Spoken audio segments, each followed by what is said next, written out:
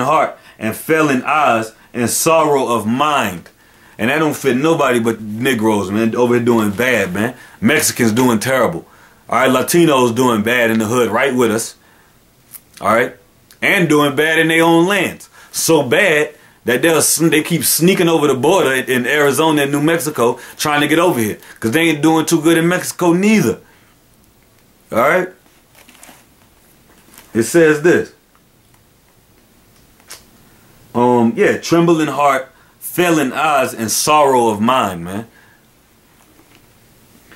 And thy life shall hang in doubt before thee, and thou shalt fear day and night, and shall have none assurance of thy life. When the Mexicans coming over that border, climbing up that ladder, you think they assured of life? They might get caught, go to jail for life. You don't know what can happen, man. All the Judite Negro got to do is walk out the house, and he already, you know what I'm saying? There's already enough things that can happen to him while he out. All right. It says this. In the morning thou shalt say, would God it were even. And at evening thou shalt say, would God that it were morning. For the fear of thine heart wherewith thou shalt fear, and for the sight of thine eyes which thou shalt see. And the Lord shall bring thee into Egypt again with ships, by way of I spake unto thee. Thou shalt see it no more again. And there ye shall be sold unto your enemies, for bondmen and bondwomen, and no man shall buy you.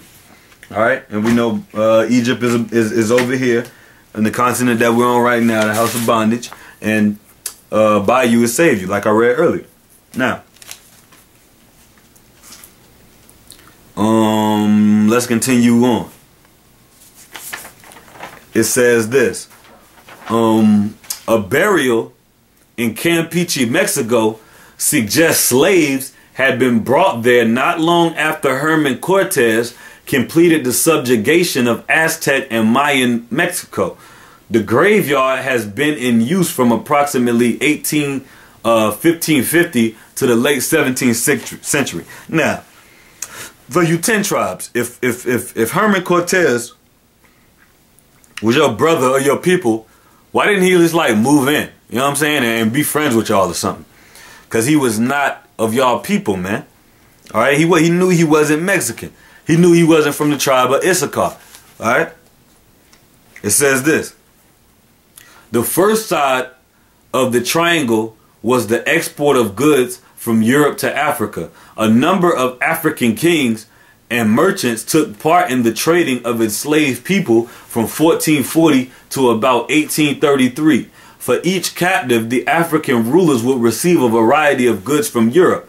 These included guns, ammunition, and other factory-made goods. The second leg of the triangle exported enslaved Africans across the Atlantic Ocean to the Americas and the Caribbean islands. The third and final part of the triangle was the return of goods to Europe from the Americas. The goods were the products of slave labor plantations and included cotton, sugar, tobacco, molasses, and rum. All right, now let's go to Amos. To match it up with the scriptures, let's go to Amos 1, and we're going to start at verse 3.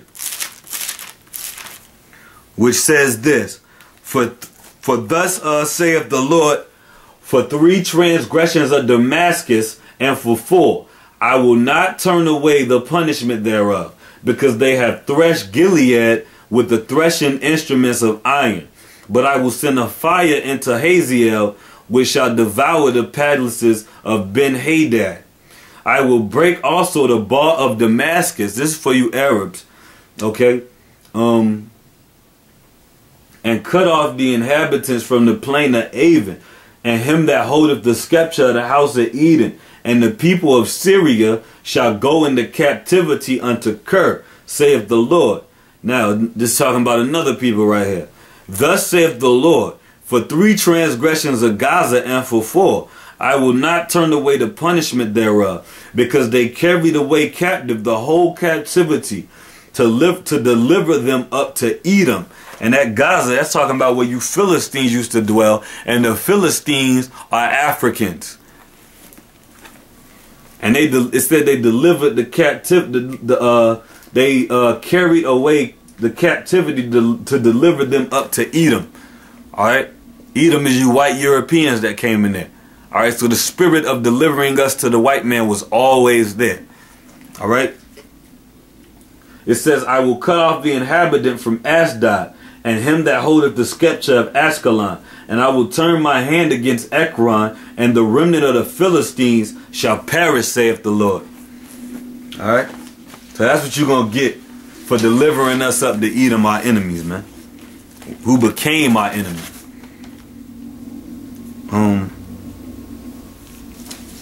The scripture says this. The Atlantic slave trade was the result of, among other things, labor shortage. Itself, in turn, created the desire of European colonists to exploit New World lands and resources for capital products. Now, capital profits. Now, they didn't just have the idea to go and work on their own, did they?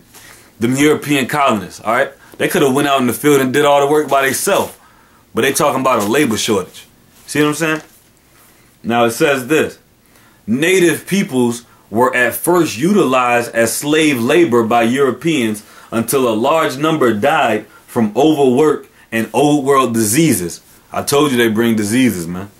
Alternate sources of labor such as indentured servitude failed to provide a sufficient workforce. Now, it said the native peoples died from overwork and diseases. Those was the Latinos and Native American Indians. Now it said indentured servitude. Those were other whites, man.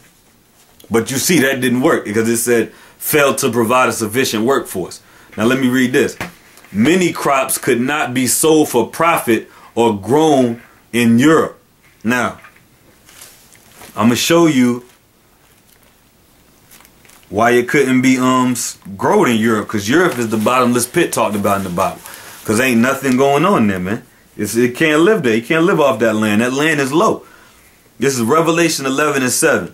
And when they have finished their testimony, the beast that ascendeth out of the bottomless pit shall make war against them and shall overcome them and kill them. Now, all the heads of that beast, the 7 heads and 10 horns, are first the 10 horns is the original nations of NATO, and the 7 heads is those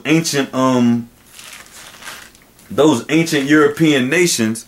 All right, you know, that include Britannia, the Vandals, the Huns, the Visigoths. All right, all those ancient European tribes, man. The Oligoths, the Ostrogoths, whatever they call it. Now, let's go to Revelation 17:8.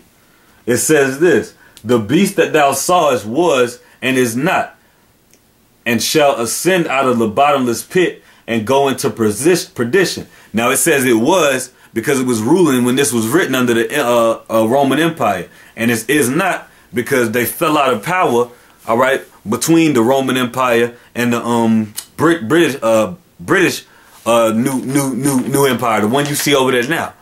All right, in between that time, from about 300 to 1300, what they call the Dark Ages, we was ruling. So this beast wasn't standing up and ruling the earth. All right. Now it says, it goeth into perdition, because yeah, when it came back up, it was coming back up to do all this, set up America, all right, fulfill their iniquity and be destroyed at the end time. It says this, and they shall dwell. It says it's coming out of the bottomless pit, because all the heads and horns of the beast came out of Europe. Now it says this, and they that dwell on the earth shall wonder, whose names were not written in the book of life from the foundation of the world, when they behold the beast that was and is not and yet is. See what I'm saying? Because you Edomites, you're not written nowhere in the book of life. All right? The book of Obadiah says we're going to completely destroy you. Okay? All the rest of you nations, you in the book of life, but you there to be our slaves and bondmen and bondwomen like it says in the law. All right? But you Edomites, you're not supposed to have life, man. All of you going to get burned off and killed off, man. Pursuant to the book of Obadiah, verse 18. All right, read it and weep.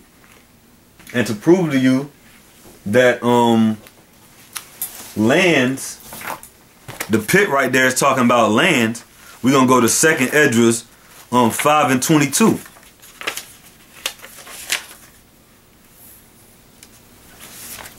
it says this, and my soul recovered the spirit of understanding, and I began to talk with the Most High again, and said, O Lord, that bearest rule of every wood and every earth, and of all the trees thereof, thou hast chosen thee only one vine, and all the lands of the whole world thou hast chosen thee one pit, and of all the flowers thereof one lily. See that? It says, all the lands of the whole earth thou hast chosen thee one pit. So that's how you know that bottomless pit talked about in Revelation is talking about a particular land. Alright? Now let's read on. Exporting crops and goods from the New World to Europe often provided or proved to be more profitable than producing them on European mainland. Of course, because won't nothing happen on the European mainland. A vast amount of labor was needed to create and sustain plantations that required intensive labor to grow, harvest, and process prized tropical crops. Western Africa, part of which became known as the Slave Coast. See, that was the nickname for where we was living, alright? The Slave Coast. And later, Central Africa became the source for enslaved people to meet the demand of labor. And shortly hereon, I'm going to read to you